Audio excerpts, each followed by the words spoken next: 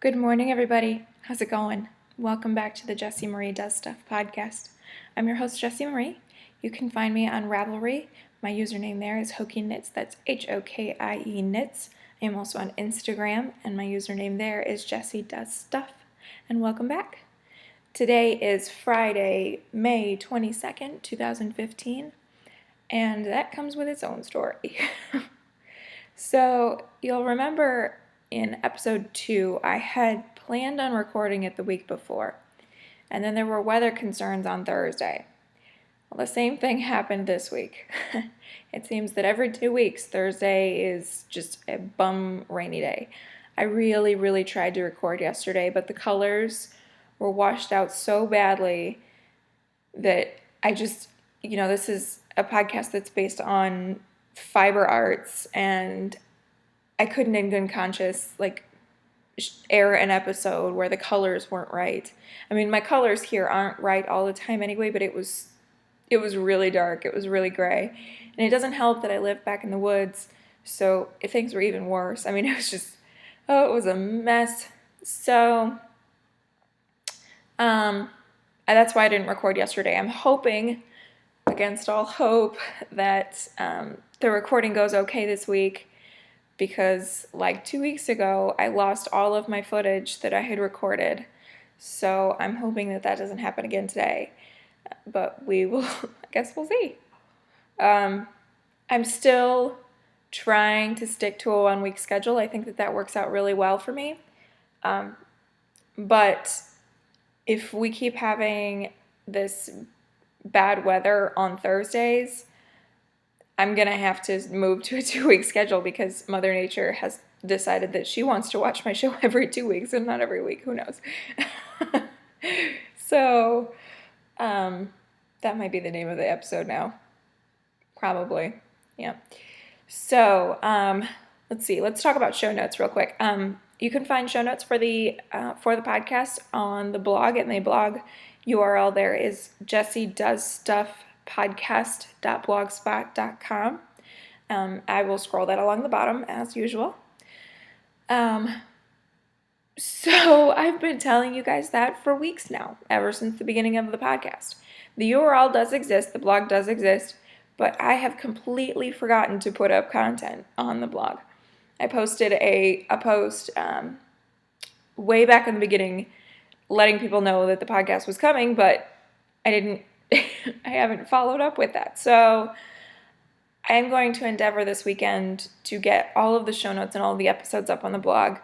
I didn't mean to skimp out on that. I just, it totally left my brain. So I'll do it. I promise. And then one more thing, I just wanted to say thank you. If you are a new viewer, thanks for coming to check me out. I hope you enjoy the insanity that is my hobby life. And if you are a returning viewer, thank you, as always, for coming back. It means the world to me that you guys are interested in watching me ramble on about the weather and fiber stuff. Okay. So shall we get started? I think we should. Originally, this episode was already named, and it was heavy knitting, because this episode is going to be heavy on the knitting and rather light elsewhere. And the reason for that is, first of all, I have two finished objects for knitting. And then I also was just kind of focused on one cross-stitch project. And all of my books that I had been reading have been sort of set on the nightstand temporarily because of some other reasons. So basically, I've spent the last week focused on one cross-stitch project, and we'll just kind of segue our way into cross-stitch. So the one project that I've been working on is my spring samplers, and it is by the Prairie Schooler. This is book number 60, and it is an out-of-print pattern. Based on the feedback that I got from the last episode, you guys were all concerned that I wasn't as hyped about my cross-stitch, and you're totally right. I mean, I just wasn't hyped about it.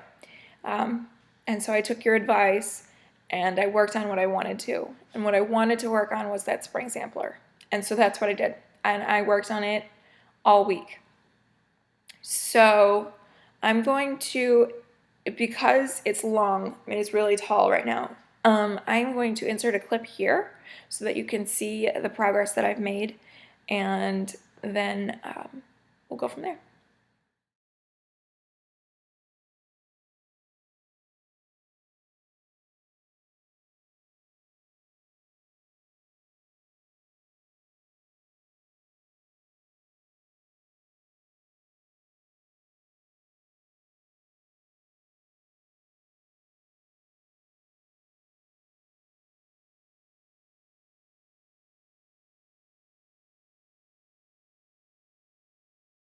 From the clip, I have made quite a bit of progress, and I don't have a whole lot left to do.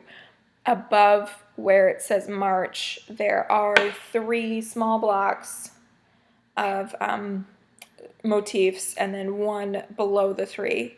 And that's really all I have left. So I predict that I will have that finished by next week, because my plans moving forward are as such.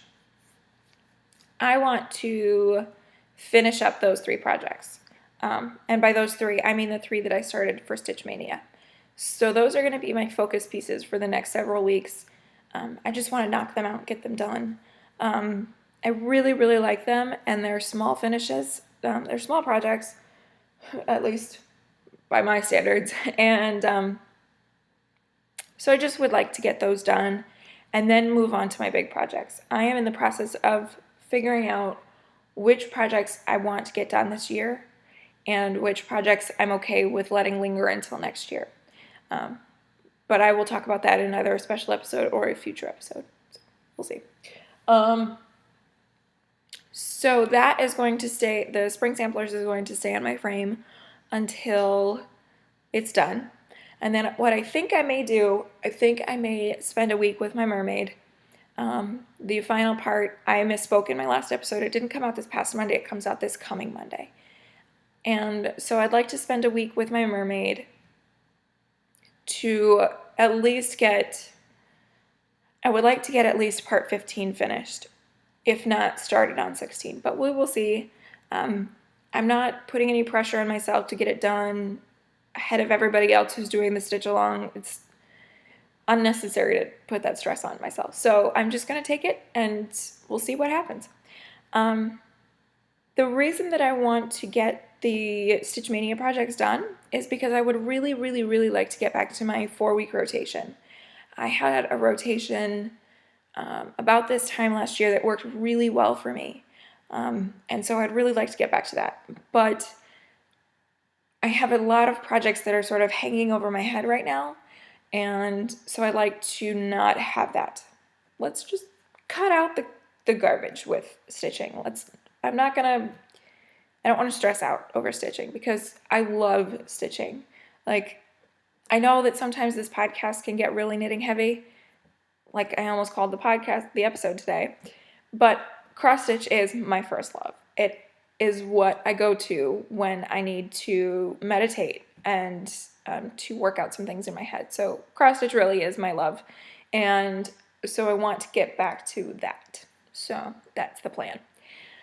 And that's all I have for works in progress this week, which I'm okay with. You know, I'm okay with showing you good progress on one project. I like that. So let's talk about haul stuff. Now, this is going to be kind of amusing, and you'll understand why. But the first thing that I bought, I have somewhat broken up with the Frosted Pumpkin Stitchery. And I don't want to go into it because I know a lot of you really love their patterns. I have a lot of their patterns in my stash. I have even completed the Woodland Creature Sampler from 2013. So I have really enjoyed Frosted Pumpkin Stitchery for a while now. But I just kind of my interests have moved away from that kawaii cartoon style. And so, you know, like I was watching everybody doing the Storytime Sampler, And I think that some of the additions that you all are making and the changes, I think that's great. That's so cool that these patterns lend themselves so well to personalization, really. You can make them really unique. And so that's very cool. But I wasn't going to participate myself. However, when this pattern came out, I had to have it. And I let it sort of, you know what they say about impulse buys, that if you wait 2 days and you still want it, then it's not an impulse buy. That's really how I approached this pattern. So I didn't buy it immediately. And so without any more preamble, this is Fibery Friends by Frosted Pumpkin. And I'm actually going to tilt the paper so that you can see it straight on. How cute is this? I love it. It's got, it's basically like knitting and fiber arts in cross stitch. Just throw a book in there and I'm good to go. Hey, there's the alphabet. This is the Jessie Marie Does Stuff pattern. We'll just go with it. So anyway, so they're knitting there on the bottom, and there's all sorts of fiber providing animals. There's even like little bits of cotton. There's socks on sock blockers. This pattern is so cute. I don't knit socks. I'm trying, but you know, more on that later. I love this pattern, and so I'm definitely going to be doing this. The greatest thing about this is that you see it's pictured here on like a pink fabric. I bought a linen from Color Cascades. I want to say it must have been 2 years ago, maybe last year. And she was having a studio session sale on Facebook, and I won the rights to purchase this piece of fabric, and so I bought it. It's a really weird cut. I mean, it's not a weird cut, but it's a small cut. You guys know I do a lot of big projects, but I didn't want like to just put anything on it. Like I didn't want to put a card on it or, you know, something like that. This will fit perfectly on that fabric, and it will use that fabric, and it's like a pinky light, it's a light pink. It's not really as vibrant as this fabric here, but it's gorgeous nonetheless. And so that's what I'm going to do. I'm going to put it on that fabric, and then it's going to go up in my craft room / library, and I can't wait. I'm going to have to hold off a bit because I don't want to make any new starts right now, but this has a plan, and I'm just so excited. I think that I'm going to do the alphabet there and a variegated of some sort. Yep, that's what I'm going to do. So there is Fibery Friends. Okay. All right. The next one is where this gets funny. You will remember, if you watched episode 2, that I showed this pattern. This is Damask Roses from Mirabilia. This is Mirabilia Designs number 1. This was their first design they ever put out under the name Mirabilia. It is also recently retired, no longer to be printed or distributed. And there was a short list. I think 10 patterns were being retired, and this happened to be one of them. The other one that I purchased, the Queen Mermaid, was another one of them. And then I decided that I'm just going to go for those 2, and then I'll let the rest go. If they fall into my lap at some point in my life, then cool. But if not, then I'm okay with that. But this I absolutely loved.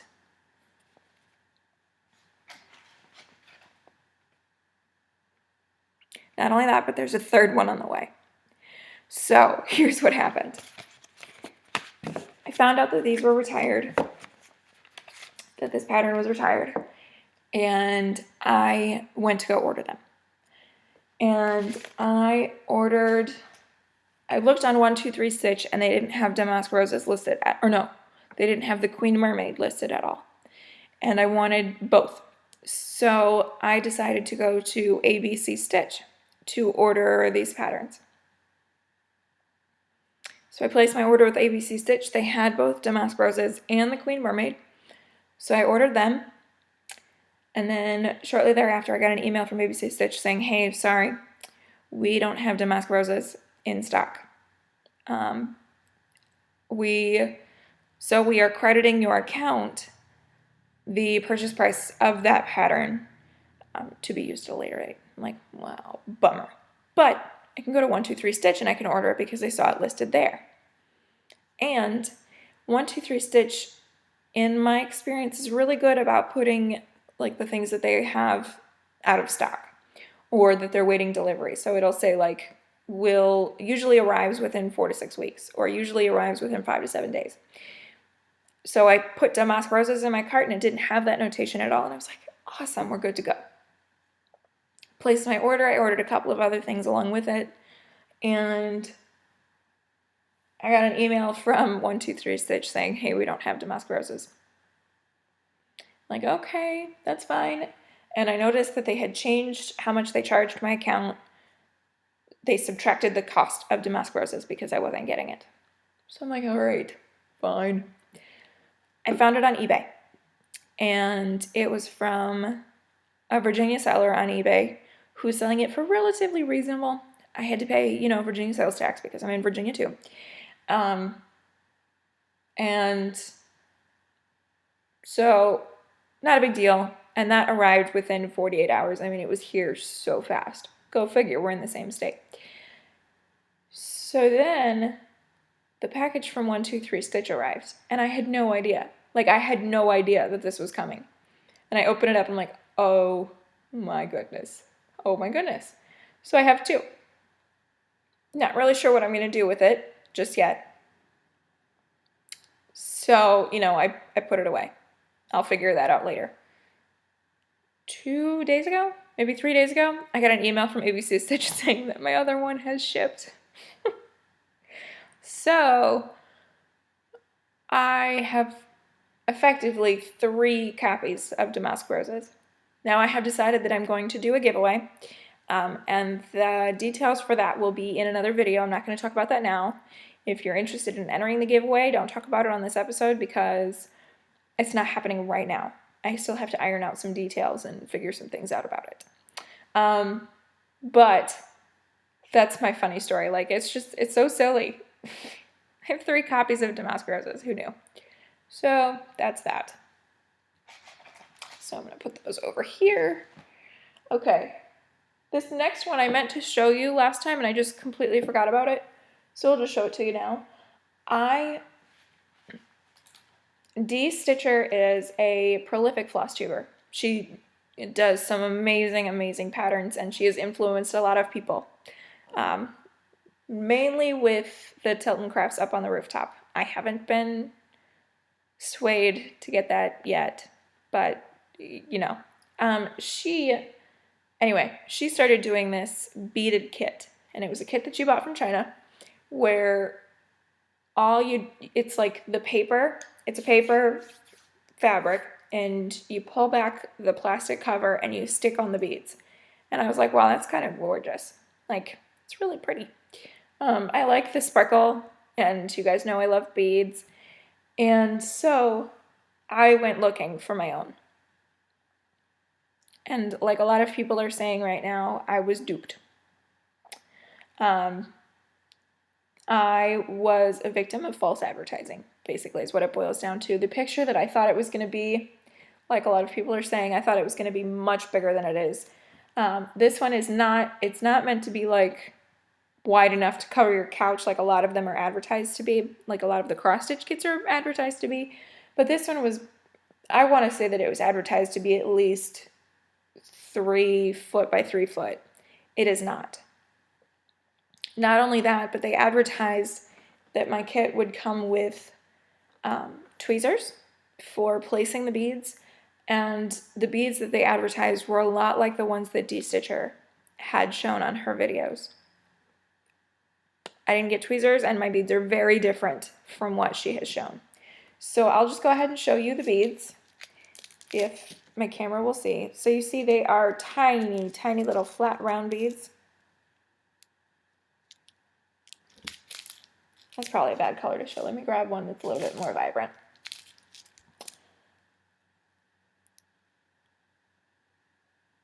So little itty bitty beads. The pattern that I got, the fabric part of the kit that I got is little. Now, I really like the design that this is going to be. You see that little flower, or the tree up there? That's sort of what you're aiming for. This is what it is. Now, I know that Letitia Beckett, aka the Craft Curator, the kit that she got, sorry about that, Letitia, that's not fun. Her kit has very few beads. Mine has a lot more beads than that, but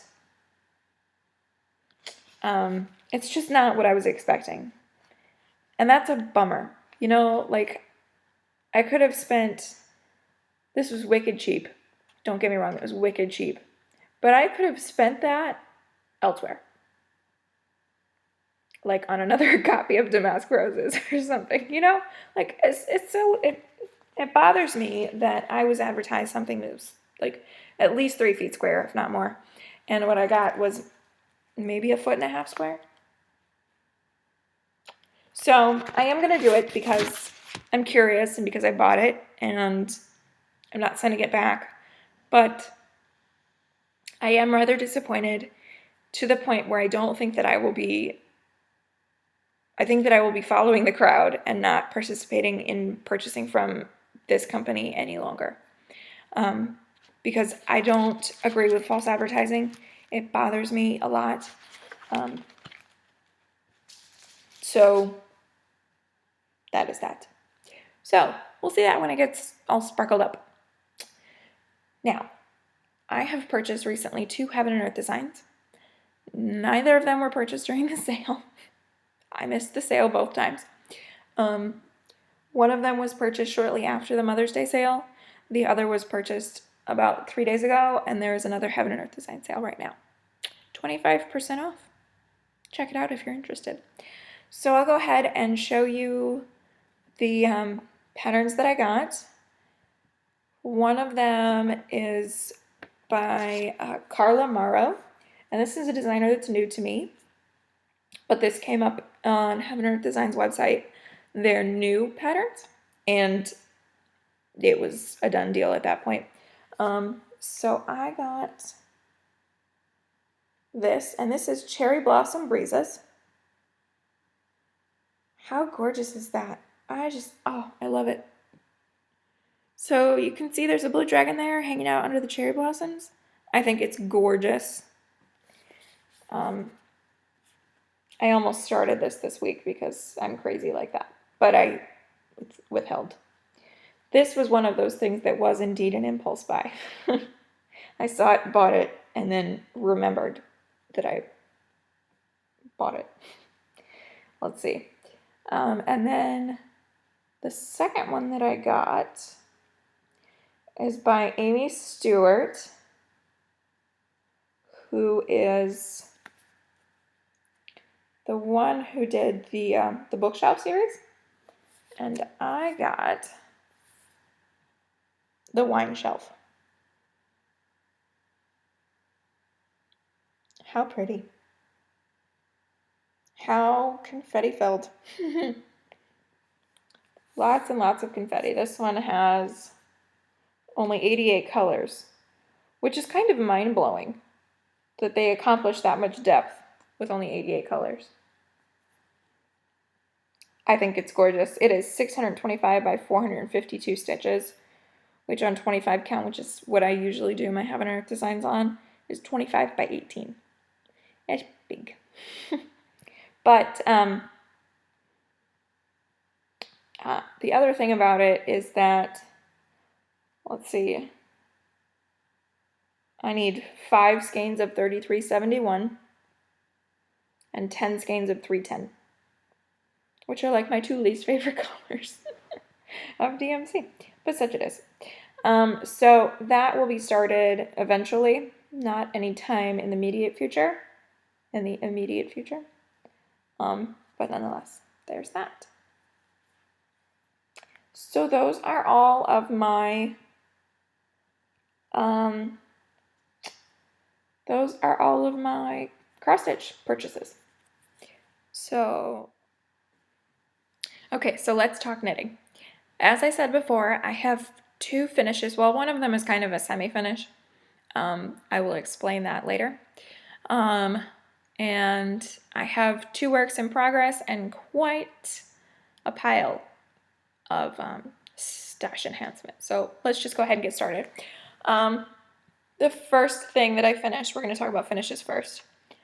I worked on this obsessively. I mean, I would probably be done with my cross stitch spring sampler by now if it wasn't for this project, because I just worked on it as furiously as possible.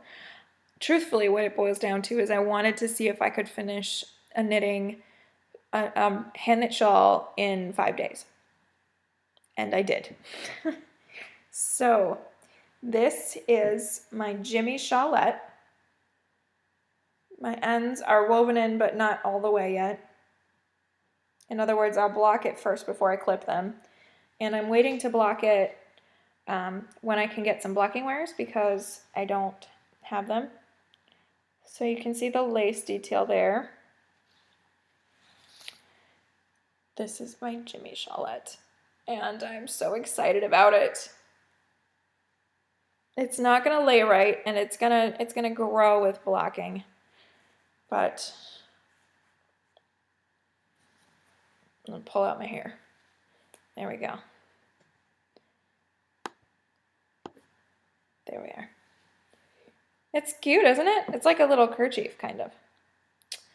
So that is the Jimmy shawlette. The designer for this is Dee O'Keefe, or Diana O'Keefe, I think, actually. But she goes by Dee O'Keefe. And I loved it. I loved every minute of it. I think that really what it boils down to is that this kept my interest because it had 4 different bands. So we had the band of the stripes, and then a thick gray band, and then the lace panel, which was really my goal because I really enjoy knitting lace. I just love it. I love how it turns out to be like geometric. Very cool. And then another thick band at the bottom before a bind off. It was it kept my interest very easily. At the end, I think I had 250 stitches to bind off, which was quite the endeavor. I still am in love with the spine. I think that turned out really nicely. And the spine, the pattern holds the spine details throughout. And I just love it. I just love it. So, let's see. I knit this using Cascade 220, 220 in blue topaz. You can see how much I have left here. And then Cascade 220 Heathers in Greystone Heather. Just like this deep dark gray, which is really funny because a lot of times when I'm taking pictures of this, the gray actually looks brown. And it's not, it's definitely gray. But some of the pictures I'm like, oh, it looks brown. So anyway, let's see. What else do I want to tell you about it? Oh, the yarn is 100% wool. It's not superwash. So I'm going to have to be careful about it. I thought about giving it to somebody, but I'm not comfortable giving a non-superwash gift to somebody. That's just mean. So I won't. Let's see. I knit that using my US size 8 5mm needles. And I finished that for the Loopy Academy freshman year, semester 2.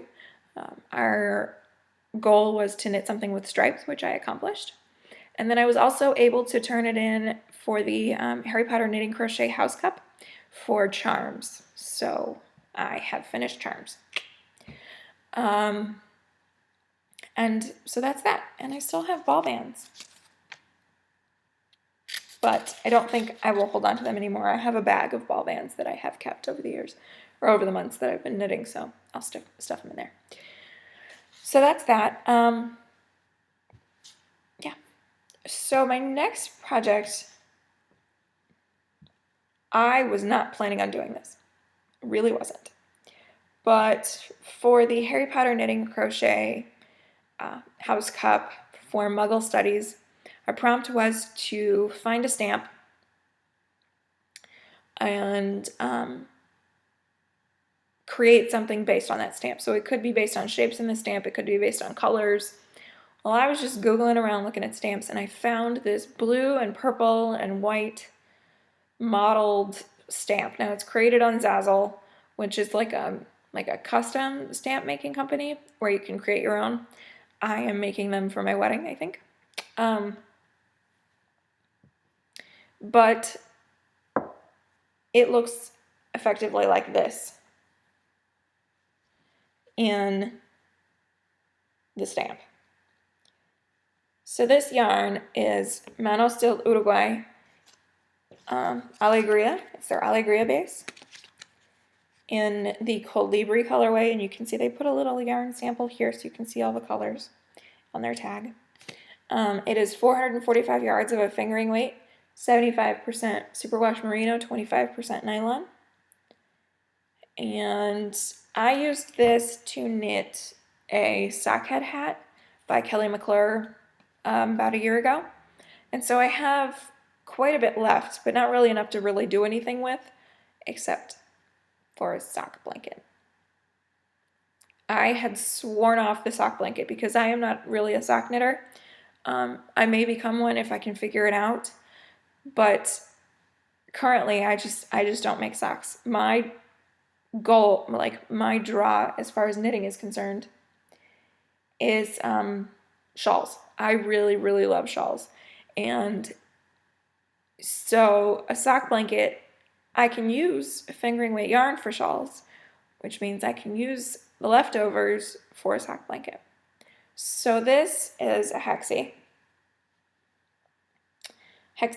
It's not a hexi puff, as is the draw. A lot of people are doing hexi puff blankets. I'm just doing, this blanket is called the Sixes. That's SIX''ES, and I'm going to do the lapgan size. The designer is Karen S. Lager, and I knit this on US size 3s, 3.25 millimeter needles. Just a very short circular, and just went to town. This project is going to be a long-term project, I can already tell. It's just going to take a while to work out all of the hexes and to really acquire the yarn, the leftovers, to create these hexes. But they are really great projects for the Harry Potter House Cup because they're quick. I knit this in maybe 2 hours, and that's just because I was new to the pattern, and so it was a little bit more fiddly for me. And I think that I could honestly knock them out like in an hour. So for future projects, if I need, like for future Harry Potter House Cup projects, if I need something quick to get the homework done, then I can probably find something in my stash that I could do this. So I'm really, really excited. It will be nice to have like a nice little lapgan hand knit by me just to have on the sofa. So that's that. So that is my semi-FO. All right, now to my whips. I have 2 major works in progress right now, and I'll go ahead and show you the one that you have seen before. This is my Interview with a Vampire Mystery Knit-Along. And I'm just going to pull the right side out so that you can see. It's not going to show it properly because it hasn't been blocked and the lace hasn't been pulled all the way out. But that is essentially the idea of it. So you see the dark purples and the bright pops of orange, pink, and red. And you see the beads in there, like there. I love this. I love this so much. This is the end of part 2, and when I last saw you, I was done with part 1. And part 1 finished with that bottom bead. Let's see if I can find it here. Yeah, there. So you see where that bottom bead is? That was the end of part 1, and then part 2 is obviously the rest. Part 3 was released Wednesday night, yesterday. And yeah. So that's what I'm working on.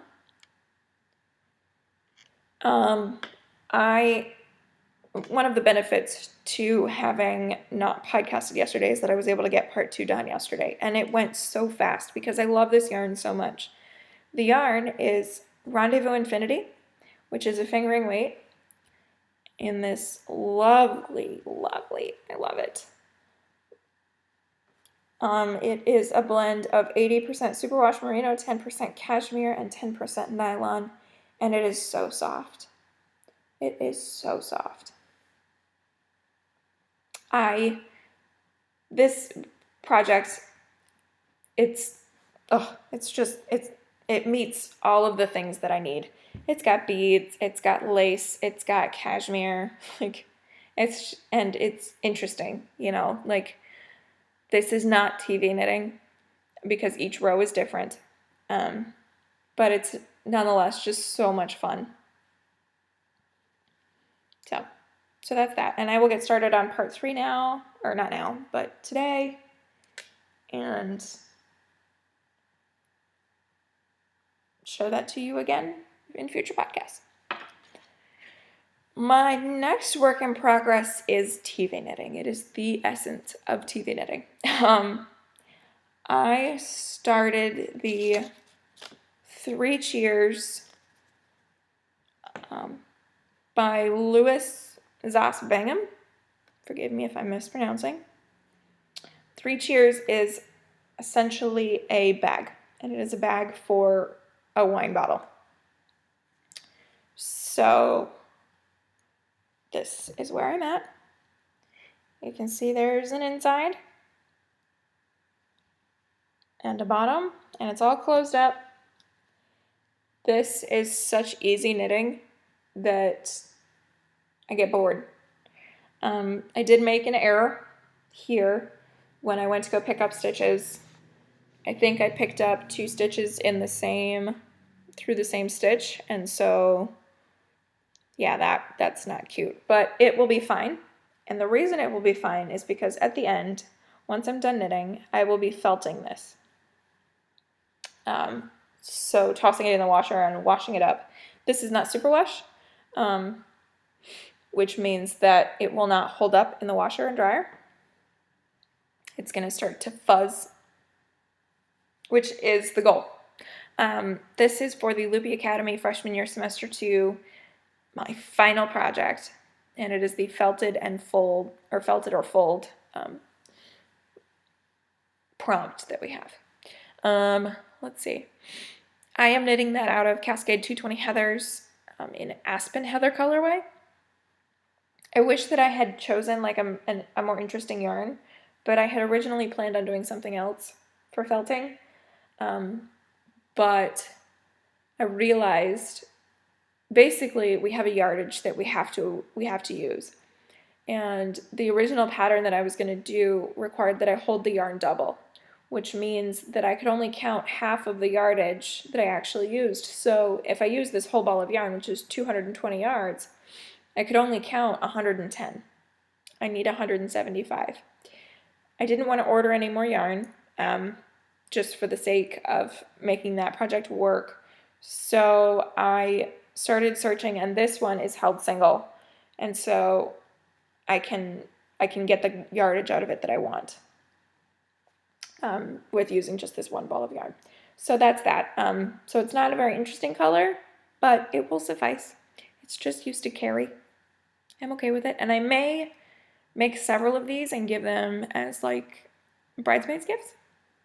Who knows? We'll see. We'll see how it goes. This is really just a pilot to see how I like the pattern and how felting goes, because I've never done that before, which I think is cool. So that's that. And that is 3 Cheers. I'm knitting that on US size 7s, and I can't remember the 4.5 millimeters. Yeah. So that's that.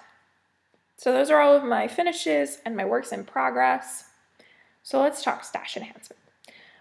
One of these things I alluded to, I think, in my first episode. I had purchased the Little Skein in a Big Wool Prairie, Little House on the Prairie kit. And based on when I ordered, I got mine in parts. And so I got my yarn first. And then within the last week, I got my the rest of my kit. And so this, I'm just going to show you what came in my kit. So first of all, we have this gorgeous bag from Little Skein in the Big Wool. How cute is that? I love this thing. It's got a little covered wagon and yarn balls and the bonnet. And there's a quote from Laura Ingalls Wilder. It says, "It is the sweet, simple things of life which are the real ones after all." Right there. So cute. And then the inner fabric are little sunflowers, but the center of the sunflower is a yarn ball. How adorable. I love this so much. I think it's so cute. So, along with this kit came with a bunch of goodies. And let's see, first we have literally a packet of wildflowers. These are wildflower seeds. And I'm going to work out a patch. We have like a little garden in the front of our house that I think I'm going to try to stuff these in. Let's see. That's the card. This here's so cute. Oh my goodness. I'm probably going to use this as a stitch marker. I got like my hair or Thor's hair on it. It's little pancakes. It's on a lobster claw. But it's like a little thing, a stack of pancakes. How cute. With melting butter and everything. I love it. Let's see. I have here, this is Head to Toe Moisturizer. It's a Lolo bar. It has all natural ingredients. And it smells wonderful. Obviously, you're not going to be able to smell it, but it's just a little bar in there. And it's just like moisturizer to be used anywhere, I guess. Very cute. And then this cute, cute little jar with stitch markers. Oh, my cork won't come out. Okay, I'm just going to show it to you like this. So in there we have, I think there are 6 basic stitch markers just with a little bead on the top. And then one of them is like a bushel of wheat, which is so cute. Really want to get that wheat out so you can see it. There we go.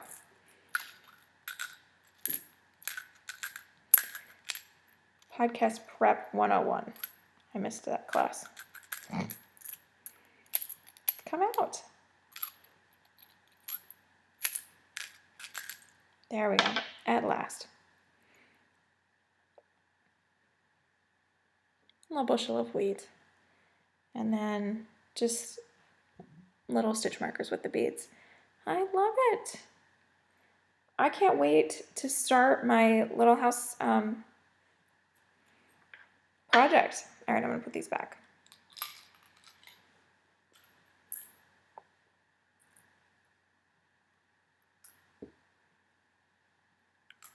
Okay, so that's that. So I am ready and set to go on my little house shawl, which I will start soonly. But I have some things coming up. So then we have my Camp Loopy purchase. Now, Camp Loopy is something that the Loopy U, which is a yarn shop that is prolific on the internet, but also has an in-store in Colorado. They every year do this thing called Camp Loopy. And basically it's 3 months, and each month you have a set project that you have to do. There's yardage requirements and prompts, and it's like it meets it ticks every box for me as far as like goals and creativity and seeing what other people are doing. And so I ordered, the prompt for this project was something that you might see while on safari, because the theme for this one is the safari. And so I ordered, I'm going to show it to you upside down because it will make more sense. This is Lorna's Laces in their shepherd sock base, which is 80% superwash merino, 20% nylon, 430 yards of a fingering weight. The colorway here is Summer Serenity. And originally what I was going to do was like a pinks and oranges mixed with black, like to show safari sunset. But I asked Danny what he thought of when I said safari, and he said, like grass, sky, trees. And so I asked him to pull up a picture, and he pulled up a picture of a baobab tree set against the grasslands of the safari with blue sky with clouds in the background. And it is like this exactly. I mean, it's so perfect. So you see we've got like the tree and the grasslands here and the green upwards into the sky and then the clouds. How wonderful is that? Not only that, but when you order your Camp Loopy yarn, they send you this little badge that you can put to your project bag so you can like determine what is what. And can you see the colors?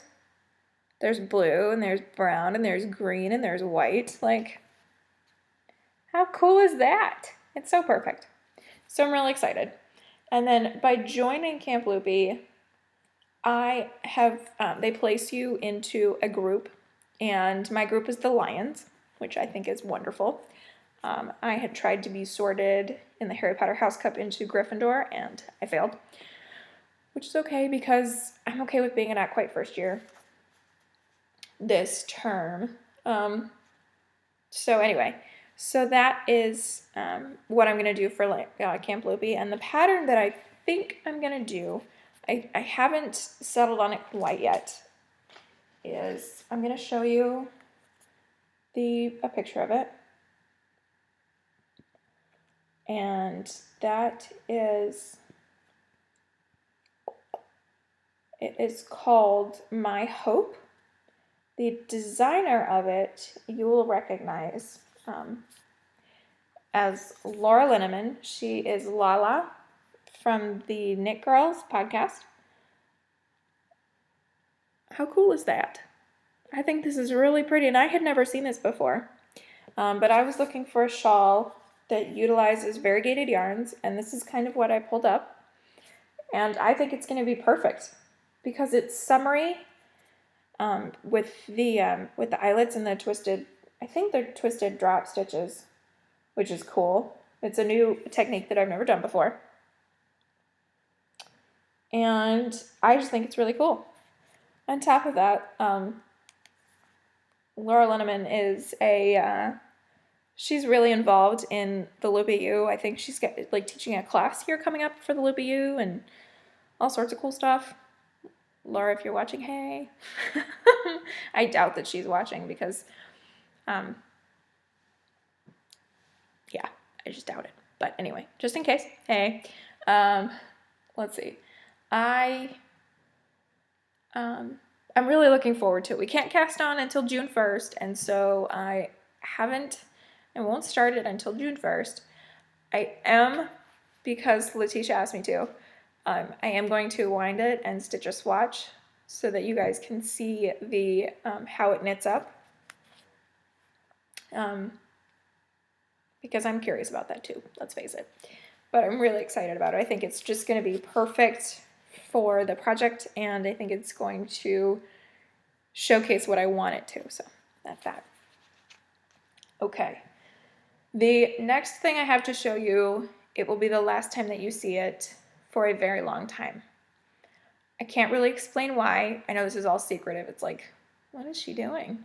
But basically, I have a project in mind that I won't be able to share on the podcast until much later down the road. We're talking maybe next year. We'll see. And so I have here 3 skeins of Madeline Tosh Tosh Marina Light. And this is, the colorway is Molly Ringwald, which, if you pay attention, Molly Ringwald is the actress who was in The Breakfast Club, 16 Candles, and Pretty in Pink, which is, my guess is where they came up with the color for it. So that is what this is. This will be paired with some gold beads, and I am very much looking forward to knitting it, but I won't tell you what it is and I won't tell you what it's for. You'll just have to wait and see, because I can't share it right now. So that's that. Tosh Marina Light is their fingering weight. It's a single ply base, 100% superwash. So that's that. And so that's all of my knitting stuff. I've acquired some patterns recently, but that I won't show you unless I'm knitting them. Yeah, that's all I've got. So let's talk about books. Okay, as far as books are concerned, like I said, I put down all of the books that I was reading. I put down How to Save Your Life. No, This Song Will Save Your Life, excuse me. This Song Will Save Your Life by Layla Sales. I put down A Dance with Dragons by George R.R. Martin. And I put down Made You Up by Francesca Zappia. The reason for that is that 2 weeks ago, I was approved for 2 titles from the Penguin First Reads program. And these are not books that you download to your Kindle. You read them through a different app that basically means they can control how long you have the book. And so basically what Penguin wants is for you to read it and not let it sit as a free e-galley on your device to be read later, which I think it's genius. But I have 12 days to read both of these books, and I had let them linger for far too long. They will expire very shortly. And so I am making a conscious effort to get them read. Because I'm going to need to. So the one that I started with is called A Book of Spirits and Thieves, and it is by Morgan Rhodes. Morgan Rhodes is the author behind Falling Kingdoms, as it says up top there, which is a young adult fantasy series that is not yet finished. I think it's projected to be a 7-book series, and there's 3 books out now. This book is the first book in a series that is a prequel to Falling Kingdoms. And I wish I had known that before I started reading it, or before I requested it, because I have not read Falling Kingdoms. And so I question whether this book, whether I don't know enough to be reading this book, because I'm new to this world, basically. I think it's okay because it's a prequel series, and so maybe I'll get more background information before I start reading the Falling Kingdoms, but anyway. So I'm about 85 pages in. It's a little over 360 pages, and I really like it so far. She bounces between a bunch of different characters. Let's see, one of them is in like normal, regular world. This is a portal fantasy, I think. One of them is in this mythological world where he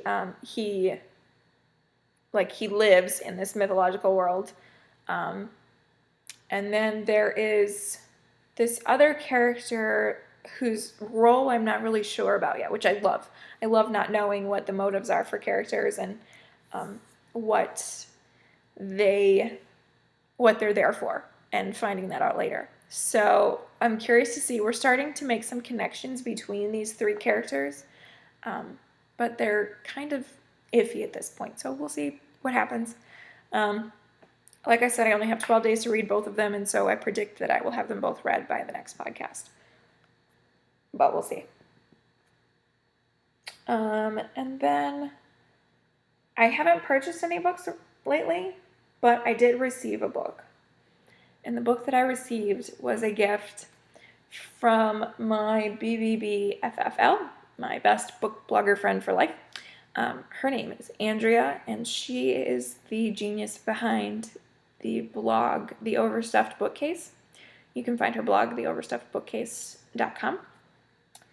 And she so graciously sent me a Kindle book called The Wrath and the Dawn by Renee Ahdieh. Very cool cover. So this book is a retelling of, I think, 1001 Nights. I think that's what it's called. But basically, it boils down to this guy, Prince, I think he's in power of some sort. He chooses a girl, and he marries her. And the next morning, she's dead. And then he does the same thing over and over and over and over again. Until finally, this girl volunteers to be his wife, knowing that she probably won't survive it. But there's motives behind it, and I don't really know what the motives are because I don't really know the original story that it's based on very well. But I'm very curious to see. Now, the reviews on this are very mixed. I have seen some people thought it was really cool and the right amount of dark while not going too far. And I've heard some people say that it was too dark, or that the story was too slow, or they had qualms with the character. So I'm curious to see what I'm going to think. Andrea and I are doing, I mentioned this last week, we're doing the TBR book club, I think is what we're calling it. Sorry, brain. Basically, we might be reading this book in the future months, so I'm looking forward to it. Very much looking forward to it. So, ladies and gents, that's all I've got for you. That is the end of episode 3. And I hope that you enjoyed yourself. I hope to see you next week, and I hope you have a wonderful week.